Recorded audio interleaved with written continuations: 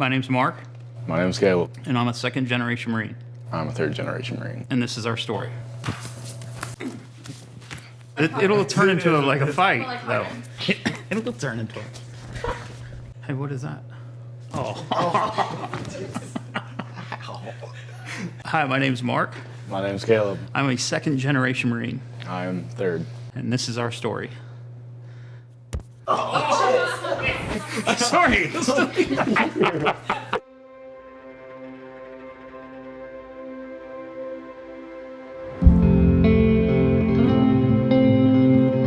name's Mark Beaudry. I live in Charlotte, North Carolina. From a very proud military family, third generation. I was in the Marine Corps, got out as a E5 sergeant. My dad was a Purple Hearted veteran, Marine Corps. My son is also in the Marine Corps right now. When I signed up for the Marine Corps, I was talking to the recruiter. He just looked at me, he goes, I'm gonna tell you, you're gonna do some of the craziest things you've ever done in your life, and some of the funnest things you've ever done in your life. Don't forget them. And I've told the same thing to my son. You're gonna do crazy stuff, and it's gonna be epic. And there'll be a lot of stuff that you're gonna look at and go, wow, that's stuff that you'll do in the military that you're not gonna do in civilian life. Hi, I'm Caleb Hornbuckle. I'm a third-generation Marine, currently a Lance Corporal, served a year and a half, and I am a V-22 Osprey Crew Chief. I guess I've always wanted to be in the military, and I felt the need to protect our country, right? That's one of those deals where someone's got to do it. Someone's got to step up. So I feel like I'm an able-bodied individual. I think that's what you should do. Ever since I met my dad, it's always been a dream of mine. He's always been the person I've looked up to. He's always been there for me, and I've always wanted to be like him. I just thought the Marine Corps is just, like what he said, is something that somebody's got to step up and do. If you love your country enough and you want it to stay the same way it is today, somebody's got to be there to keep it that way. And I just felt like, as an American, it was part of my duty to join. Yeah, here it comes. Couldn't be prouder. Proud dad. To see him follow in the footsteps. To see him become a Marine and be able to put the Eagle Globe and anchor on him. For him, it'll change his life. And couldn't be prouder. So this is one of the proudest moments of my life. This is my certificate for my wings.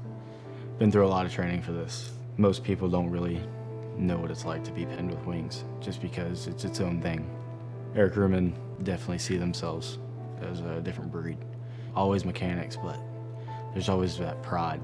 Our job is to fly and keep everybody in that plane safe, and it means a lot. Whenever I hear the word veteran, I think of everybody who has served, and even the ones still serving. The ones that have sacrificed everything to make our country who we are today. I think a lot of my dad too. It's just me being there, seeing everything he's been through, hearing stories about it. All those guys that weren't able to make it home. That's what Veterans Day is all about. So his mom was cleaning the closet the other day. We're all sitting on the couch, and she brought this to me, and this is something that Caleb did when he was like 5 years old. He did it for school, and it was to me from him. And he writes a whole letter on how he wants to be a Marine, how he wants to be like his dad. So, you know, it's huge. To Dad, from Caleb. My Marine Superhero, by Caleb Hornbuckle. My dad is my superhero because my dad saved our country because he wanted us to be safe. My dad was a Marine. Ever since then, when he asked me a question to do something, I say, sir, yes, sir. And that's what Marines do. I feel safe when I'm with my dad. This is why I love my dad. It makes me feel like I accomplished a lot. It makes me feel like I've made my parents proud. It's a different feeling whenever, yes, Mark was in in the Marines. He's a Marine. He will always be a Marine. But when your child becomes a Marine, it's hard. So he shows up to boot camp, and they're allowed a phone call. And you remember this too.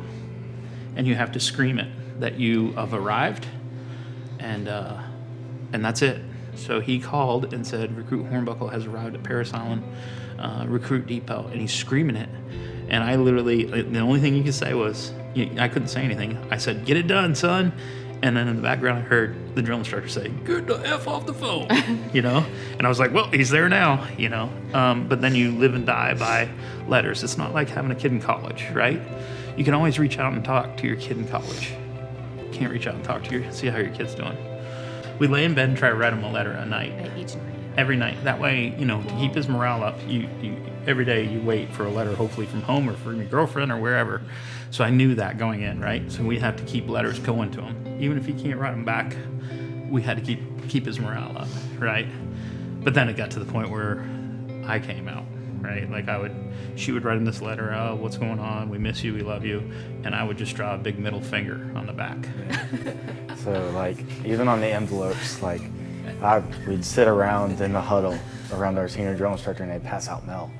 And it'd be like, all right, Recruit Brown, Recruit Fletcher, Recruit Hornbuckle, what the F is this drawn on the envelope? And it's just, of course, my dad. It's nice to know, even if you're getting called out like that, it's even though you live and die by letter, it's nice to know that somebody's actually there for you during that time. You miss the little things. I'm proud of him, but at the same time, he's still my baby. He's still and mine bears. So it's different, right? It's different whenever your husband's a Marine, and he's supposed to be tough. Mark's tough. He's always been tough. I met him when he was driving a motorcycle, so he was just a tough guy. But sometimes I don't know how to describe it, right? Because it's just this feeling that overcomes you that I'm just so proud of him. And I'm happy for him at the same time because he's always wanted to do this. I'm very proud. I'm very proud of who he is and who our family is, and